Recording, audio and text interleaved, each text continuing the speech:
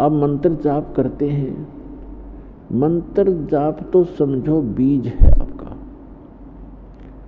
और ये दान धर्म पांचों यज्ञ जो करनी होती हैं, ये उसमें भक्ति रूपी बीज को पौधा पेड़ बनाने के लिए सिंचाई का काम करते हैं।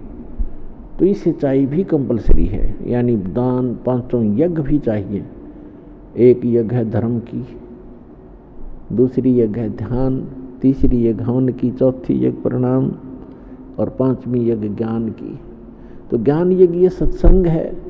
धर्म यज्ञ आप पैसा देते हो, दान यहाँ भंडारे होते हैं, लाखों लोग बच्चे भूखे बूढ़े दूर से आते हैं, बुजुर्ग, क्योंकि यहाँ कोई खाना खाने नहीं आता, व्यक्ति भगवान के लिए आता है। और भगवान के लिए जो आता है वो भक्त होता है, और भक्त को जो खाना खिला सुविधा दी जाती है, जैसे यहाँ सारी सुविधाएं हैं, कोई मैट की, कोई पंखे की, पानी की, बाथरूम की, नहाने की, धोने की, खाने की सारी सुविधाएं हैं। तो भगत के लिए जो सेवा लगती है, वैसे तो द्वार पे कोई भी व्यक्ति आ जाए उसको खाना खिलाने से लाभ होता है, लेकिन भगत से और भी ज़्यादा लाभ होता है। तो यहाँ जितने भी आते हैं सत भक्त सत साधक आते हैं, दुखी व्यक्ति आते हैं, तो यहाँ भंडारा चल रहा होता है, आते आत्मा तृप्त होती है। तो ऐसा आपका किया हुआ दान बहुत घना लाभ देता है आपको। तो इसलिए कहते हैं एक यज्ञ है धर्म की, दूसरी यज्ञ है ध्यान, और तीसरी यज्ञ हवन की। एक यज्ञ है धर्म की, धर्म यहाँ आते ही भोजन भंडारे सारी सुविधाएं प्राप्त हैं, पानी है।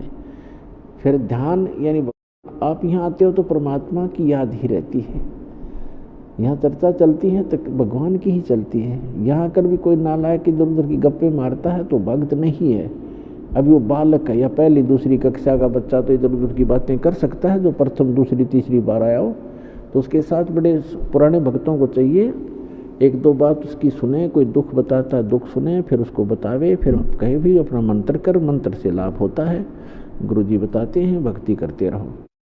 तो यहाँ आओगे तो मालिक का ही ध्यान रहेगा। ये ध्यान यज्ञ है, हठ योग नहीं है।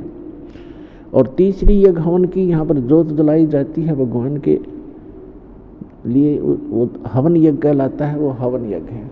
और चौथी यज्ञ प्रणाम, यहाँ सब प्रणाम करते हैं भगवान को, अहंकार टूटता है आपका, और आपको बहुत घना पुण्य मिलता है प्रणाम यज्ञ से। और पांचवी यज्ञ जो ज्ञान की है, ये अध्यात्म मार्ग का ज्ञान यहाँ पर दिया जाता है, सत्संग सुनाया जाता है।